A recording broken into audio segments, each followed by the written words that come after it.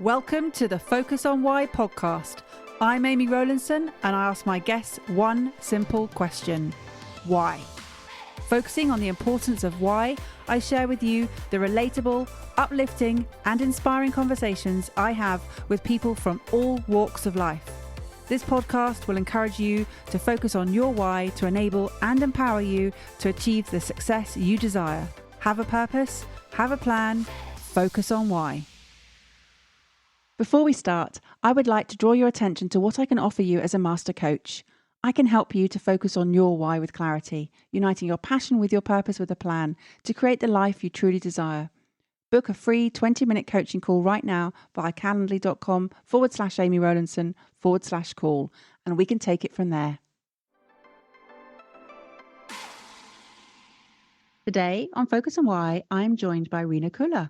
Welcome, Reena, and where are you joining us from? Oh, thank you so much, Amy. I'm in Canada. I'm in Calgary, Alberta, the lovely west of Canada. Amazing. And is the weather being kind to you because it's been quite aggressive over the last Christmas, New Year? Yes, absolutely. We are recovering. I'm going to use the word recovering from a very, very cold period of Christmas into New Year's here. And it's very unusual. Canada's known for 6 months of winter, but Calgary itself has the blessing of a lot of Chinooks. So our Chinook winds does melt our snow and does give us, above 0 degrees weather at times, periodically throughout the winter. So we are recovering. We have enjoyed our snow melt in the last week and a half. I think it's going to continue. And if we're lucky, this is going to be the end of the cold spell. But you know what? Who knows? We'll get maybe another big dump of snow in April because that's just Alberta for you. So.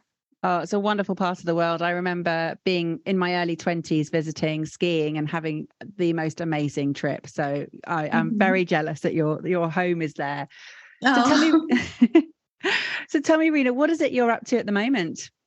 I am always doing something different and new, Amy. I'm always looking for something to keep myself busy. Not that I'm not busy enough, but my mind tends to want to constantly create or innovate or, I should do this, or I'm always thinking of different ideas. And this is both on a personal and a professional level. Professionally, of course, I'm going into year 3 of my consulting company, which is super exciting.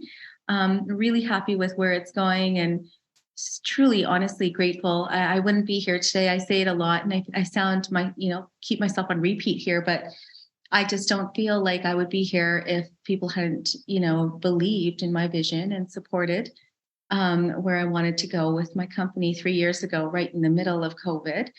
So now I launched a new company in the new year, just, specifically for entrepreneurs in Canada, and thought, you know what, let's try it again in a very different way in a small niched market. And it's going to kind of supplement the business that I currently have, but target a specific audience of, upcoming entrepreneurs or, entrepreneurs that have been in their business for a couple of years and they're just ready at that stage to scale or to expand, which is where, my core company comes in to help them expand. So little things like that, just always creating something.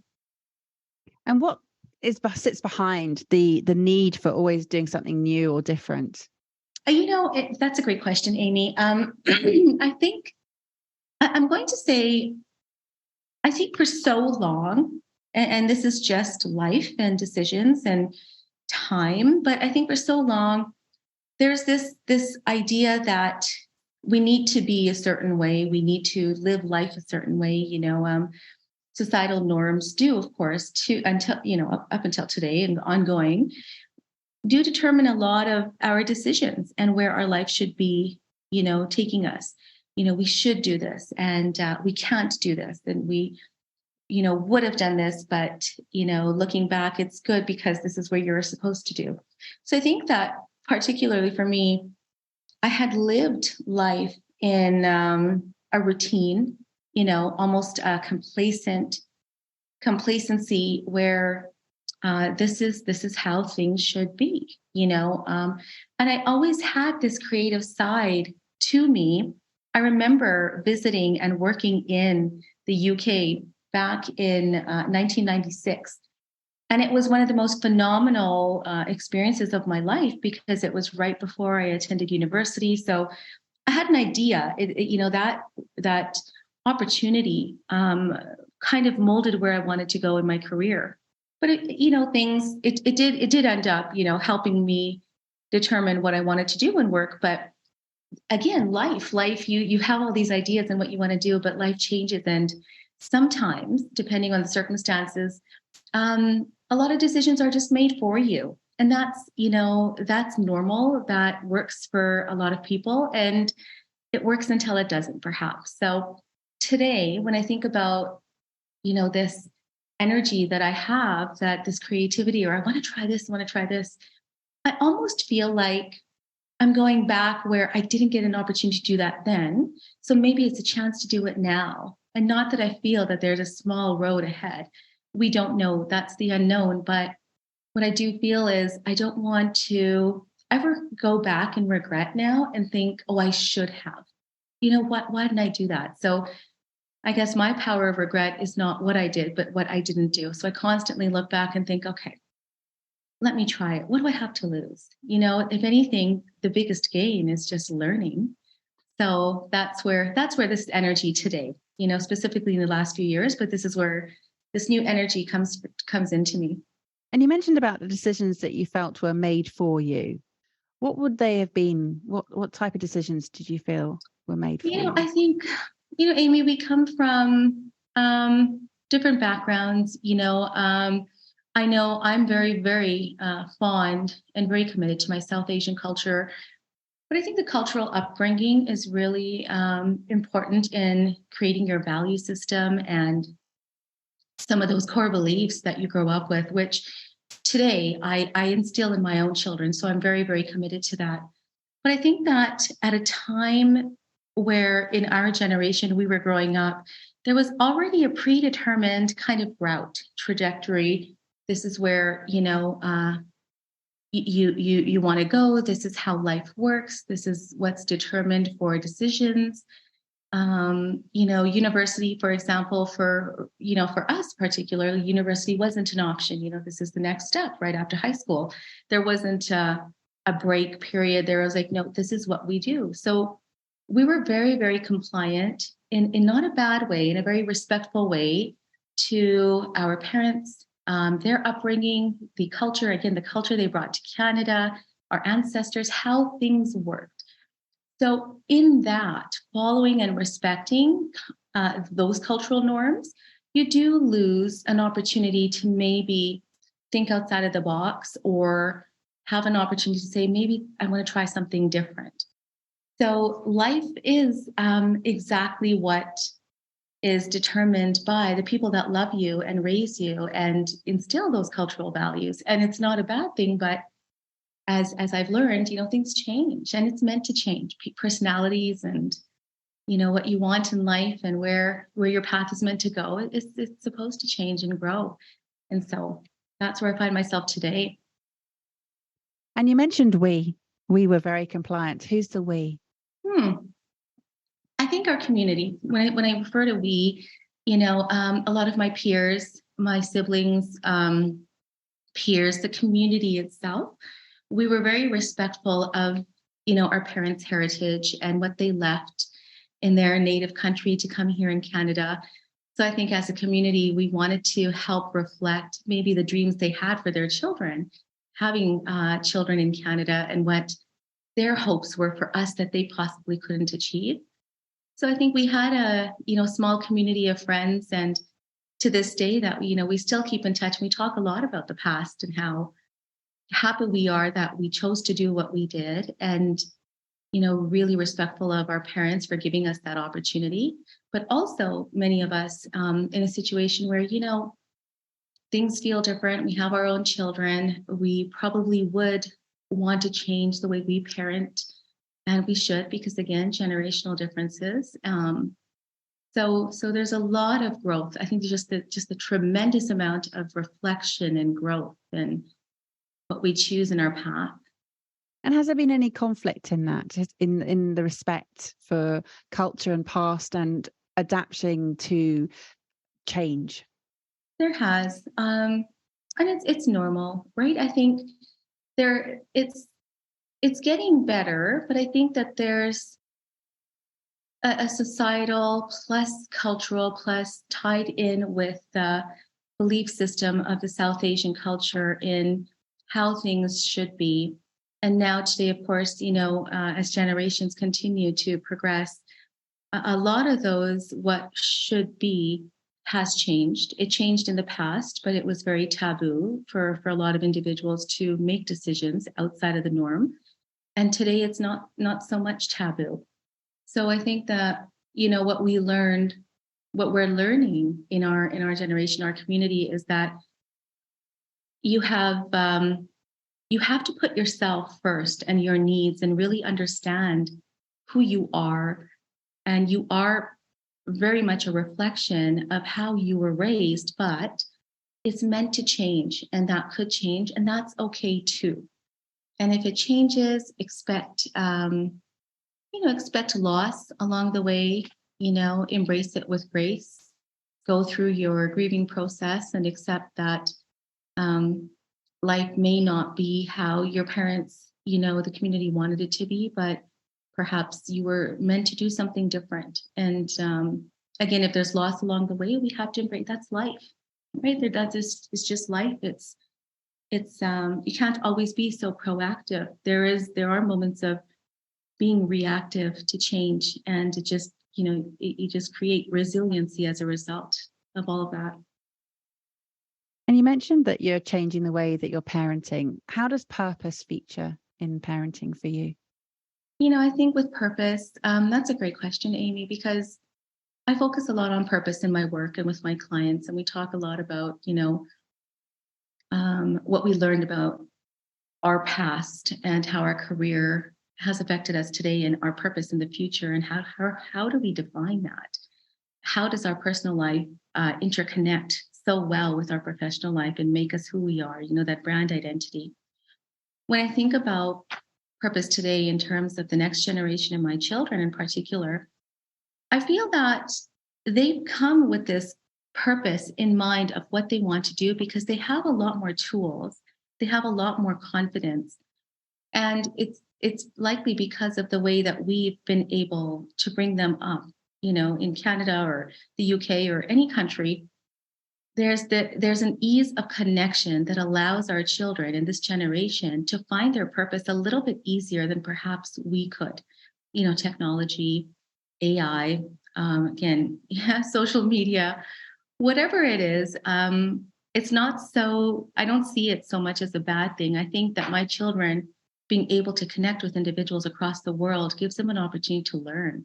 And the more you can learn at a younger age about yourself and what you want, it actually helps build your purpose at a very young age, but it also makes you flexible to knowing that you can change that purpose as you grow. And that's something that, I think was maybe prevented for our generation. But now that I'm more open to that, I reflect on that a lot when it comes to my parenting and my children and think I trust their decisions. I trust their instincts more than anything. And I trust the path that they want to take. And I need to be able to let them do that to live the most purposeful, fulfilling, and meaningful life that they want for themselves. And do you have conversations, or is this very much just a way of life that you're reflecting and you're observing, and the way they're living? But do you have open conversations with your children about purpose? I do. I think, particularly with my daughter, she's an old soul. So I certainly do feel like she's years above her age. And these conversations I have with them only because it's so important for me to be able to see in them that embracing change and life changes are okay. I think that what we see on TV or what we even saw, with their grandparents and growing up and how life should be, I want them to see that change is so normal, and there is going to be periods of life where things aren't going to be as you see them in a television show or how they've witnessed it in history with their own grandparents. So, being a single mom now, it's easier for me to have these conversations with them because I've seen the growth, again, particularly with my daughter, I've seen the maturity and the growth in her, and her understanding that whatever she chooses to be, she has the power to make that choice for herself. And she's always going to have, I guess, the support in believing in her choices. There's only so much that as adults or mentors or role models that we can help influence decisions. But I think that, there was this saying, children don't follow your advice, they follow your example. And so I think I've always thought about that, and I forgot who said that, but that quote always kind of resonated with me. And I thought, well, isn't it weird? Because I find myself following her example. She's turning 16 this year, and she's had so much life experience in just a short 16 years in so many different ways that I follow her example. I love her resiliency and I admire her confidence. So I never want her to lose that. And for her to be able to continue to believe in that, I also realize that she's watching me. So I have to continue to exhibit those qualities as well. I'm finding it more and more the case of this reverse mentoring between generations, and not just in the workplace, but as you're demonstrating here at home as well. And I think that with the pandemic, the boundaries have been blurred very much in terms of how purpose is a part of life, how purpose forms a part of who you are and what you do. And you spoke earlier about how you talk with your clients a lot about purpose, but then you're also speaking with your family, which is so refreshing. And I just wonder whether it was something that was a catalyst as a result of the pandemic, or was it something that you'd already embraced with your family? I think it was definitely pre-pandemic. Because I think the catalyst for me wasn't necessarily COVID. I think the catalyst for me was this recognition as I was raising my children and going through life that I wasn't presenting authentically. And if you're in, large families and communities, and you along the way, all of a sudden have these aha moments where you're not really sure who you are anymore. As a result of that, how authentic are your relationships with others? I felt like I was in a constant cycle of possibly disingenuous behavior and disingenuous feelings, where if I wasn't honest about the changes I wanted in life or in the relationships that I was committing to, then how honest could I be with myself? So how would I ever be able to find my own real purpose? Because, intuitively and instinctively, our intuition is meant to tap into possibly what we don't want to see sometimes, we don't want to know sometimes. And if we do it with the work I do for over 20 years, picking up on body language and having conversations and kind of looking beyond the words of clients, I wasn't doing that for myself. So if I was so focused on ensuring people felt successful in tying their lives to the workplace in roles that they wanted to achieve, I felt that I was coming in possibly disingenuously and not authentically to be actually exhibiting that behavior myself. And the moment it was pre-pandemic, the moment I realized that, that's when you make changes, and that's when you make decisions, knowing that it wasn't impulsive by nature at all whatsoever, but it was very, very thought out and executed, hopefully in the most respectful way possible, where you're hoping that there's not a lot of loss along the way, but expecting that there will be, and hoping there's an opportunity to create something new in a different way with relationships. And you win some and you lose some, I guess, is what I can say. You've spoken a lot about loss in terms of changes and in terms of routine family and what society was expecting of you. Share what it is that you felt you've lost but you've gained also. I think I've never I've maybe been a bit sheltered, if anything, on having been around a large community and friends and growth and aunties and uncles, and, again, beautiful community that we still have today, you don't feel alone. You know, you can't. You're surrounded by love and individuals who support you. But along the way, I started feeling like you could be surrounded in a group of 100 people and still feel lonely, where you could be with the right individual. You could be spending 5 hours with one individual and never feel alone. And so I think that perspective in itself made me realize that, what we fear, you know, um, fear of loss is a result of coming with a lot of pain. We don't want to go there. We don't want to think that. There's emotions, there's vulnerability. There's so much that we fear. What if we're alone? But if we really take a step back and surround ourselves with people that are meaningful, you're never really alone. And it starts with you. I today, because of the decisions I've made and the losses that occurred as a result, what I've gained from that is I've actually gained myself. Like, I've gained an opportunity to be so happy and okay with the person I am and who I am, and spending time in solitude and actually enjoying my own company. And so I don't feel lonely at all, where there was a period of time where I could be surrounded by so many people, but you feel alone. So just once you understand, I think, yourself and recognize your purpose, it's very, very easy to be able to be present in a really authentic way for other people. So your relationships become better. You meet different people. You hopefully, in my case, hopefully are able to bring a better energy and a better relationship to others that possibly, need that from me in their life. I love that. And it really does start with you. And you talk about the vulnerability, this authenticity, and being a role model. Who is the role model that you're being, and for whom?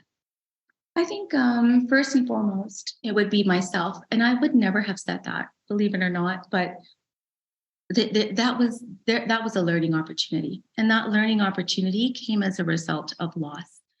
Loss of people that you care about in your life, that are no longer going to be a part of your life, that there is going to be a grieving process. And I wouldn't have gone through that had I not chosen myself, basically. So I think being vulnerable with yourself, it's a scary place, and it takes a lot of courage to be real with yourself. But once you are, it's actually really easy to then present who you really are, what you really feel, who you want to be, to other people that you meet along the way. And so there's nothing more important to me than, I think, having the authenticity of spending the energy of my time with people that matter, people that resonate with me, that I connect well with, that can also be possibly mentors and role models for me, people I look up to, that, I can say, what, I never thought about that in a different perspective. That really matters to me. I want to try that. And of course, my kids. Now I think about my children, and I hope that the decisions I've made, I know they haven't impacted them in a negative way. If anything, they've impacted them in a way that offers growth, that offers them a path that they possibly in the future may need to take themselves. But now they'll think that it's okay, because that's just a part of life. Change is normal. Staying where you don't belong, that's not normal. Yeah, it reminds me of the story of the dog that's sitting on the nail on the porch. I'm sure you've heard it, and it's in pain, and somebody says, well, why doesn't the dog move? And it's just like, well, it's kind of comfortable because it's got used to that level of pain. And it is, you get used to what you can manage, and it takes a lot of courage, as you say, to move forward into the unknown. And absolutely, it's knowing that you can support yourself. You spoke right at the beginning that people believed in your vision and supported you in the transition of your new business. But I guess it really took the belief in yourself to make that transition more than anything. It really did. Absolutely. And it was something I wanted to do for years and years, Amy, but I never felt I could give it the time. I never felt that I could take out the time and the energy to place all of that into who I believed I was and what I believed I could do. Because, you wear many hats. You have very many roles and responsibilities in a family, and that's life. This is life, and this is who you have to be and how you have to be. And it's important to people. You don't want to hurt people that matter to you. So those were always things that prevented me from really figuring out what it was I wanted to do for myself. And so it's a bit of a journey to know that if you don't, put yourself first, it's almost impossible to put others in your life and be there for them in the way that they need as well. It's not selfish. It's not this almost this need to secure yourself. It really does make sense. It makes sense that if you're not well, you can't be well for others. Yeah. So knowing that you are someone who wears many hats and loves doing things differently and new, what new and different hats can we expect from Reena in the future? Oh, I don't know. Today it's very good question. Very different hats, of course. I've let go of a lot of them, and I say that in a really good way. Actually, I look back and I love the hats that I wore, but I just don't feel that those are hats that may be a part of my future. But from a mom and cliche, but as a friend to my children too. Of course, they're at the age where the nurturing is very different for me as a mom today than it would have been years ago. So recognizing how I need to be with them in a friendship manner, and of course how I present to my clients. The trust that they place in the work that I do is so important. So how I'm there for them is, am I authentic? Am I real? Is there an opportunity for them to see me beyond my bio, see that there's a relationship beyond the professional that could grow should they choose to want to? So I think that that's where I approach my relationships today is just, I'm Reena. There's so many hats I still like to wear, but first and foremost, I think I'm Reena. And I ask many people what they think their legacy will be. And it seems to me that in this sort of time of your life, in sort of early midlife, you're living the legacy that you're wanting to, but expand on what that means to you. I think, if anything, I think I took a chance. I took a chance in a culture, with norms that weren't necessarily supported with decisions that I made. I took a chance on myself. I believed in myself. Clearly, there was somewhere in me that reflected back on the 18-year-old Reena who, moved to the UK to have all these dreams of where she wanted to be. Clearly, I really never lost that goal, that drive, that insight on if I put my mind to something, I'm going to make it work. I'm going to make it happen. And if it doesn't, and if I can't get there, clearly that's a straight sign from the universe that it wasn't meant to be for me. But if I were to look back at a legacy, I hope that, myself and my children and anyone who wants to be a part of my journey can see that I took a chance, that I never stopped believing in myself, despite circumstances, despite the bumps along the way, and despite losses, that I never lost sight of who my core was. And you mentioned earlier about your values and how they are initially determined by the people who love you, but now you, as an adult, you have the opportunity to choose those. What would you say your values are, Reena? I think it's unconditional love. And I know it sounds a bit corny and cheesy, and but I think that my values, first and foremost, have to be that I need to be able to see the best in whoever I'm meeting, whoever I'm working with, both on a personal and professional relationships, because there's so much that people fear bringing to the table. Again, that vulnerability is something we talk about. So offering the ability to be empathetic and open and accepting in a way that offers unconditional love. We just don't know what people are going through. We just don't know how people feel. And if you can come up and say, I see you, I believe in you, and I don't know you very well, but there is a safe space here for you to be real and you, there is so much power in that. So that's a core value I hope my children take away with them as well, is always just know that whoever's in front of you has a story that we may not ever know about. But if you offer enough love and an opportunity for them to one day possibly need a shoulder, there's absolutely nothing wrong with that. I think we need to do that more as humans in humanity globally. And if anything, the pandemic showed us, Amy, that it's actually really easy to connect with people.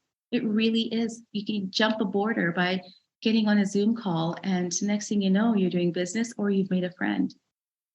Yeah, absolutely. There were so many teaching points in the pandemic for sure. And the podcast that was created for me here, the Focus on Why, was all about the connection, the connectedness that, knows absolutely no but borders. It had the ability to reach out to people across the world, and in terms of bringing together purpose of the people. And it's been, again and here, another brilliant example of how we can meet, we can then share a conversation, which can then go on to create insights, thoughts, and actions that people will take as a result of tuning in and listening, because they say, you know what, I really understand what Reena was sharing here, in that she took a chance against lots of different background and cultural differences, but understood that it was about ownership of your own self. And that's what I'm hearing here, is that you took a chance, you didn't stop believing in yourself, and that 18-year-old version of you who had the dream, and you pursued it. And it's admirable to know that you don't have to give up, that you can always keep going, and that there's always different paths to take. Absolutely. Absolutely. And it's sometimes a solo journey. It really is. I say, entrepreneurship doesn't have to be a solo journey. And I say that a lot to my clients, but I think life in itself, if you're okay with being solo and knowing that it possibly is a solo journey, you will attract incredible people to your life, incredible opportunities, incredible relationships and connections that you never dreamed imaginable. It's just you need to take that step and the chance to do that. And if you don't, then you'll stay complacent. Your routine will stay monotonous, and you may just lose out on so much to learn about yourself. Well, I just want to say thank you for sharing your Focus on Why with us today. It really has been a pleasure, Reena. How can people reach out and connect with you? What's the best way to do that? You know what? The best way is to visit my website at agilisexecutive.com. And my contact particulars are there. And even, for a virtual coffee, it would be fantastic. I know it's really late right now in the UK for you. So I thank you, Amy, for giving me your time way past your possibly regular business hours. So I'm grateful. Thank you. It's an absolute pleasure. And again, the whole ability to connect with people around the world, and for you to have reached out as a result of hearing Nadine Hack's episode, and the constant ripples that keep going, this podcast is definitely the gift that keeps on giving. So thank you for your time. It really is a pleasure. Have you got some final words, please, for the audience? Well, I hope that if there's anything I've said today, I hope it resonates, is that just believe in yourself, build yourself. And if there's anything that is in you that you want to do, or you feel like it's just something that may be a missed opportunity, just do it. If it works, if it's respectful, if it doesn't hurt anyone along the way, but if there's a growth opportunity for you, just do it. You have absolutely nothing to lose. The only loss is possibly not learning. So just do it.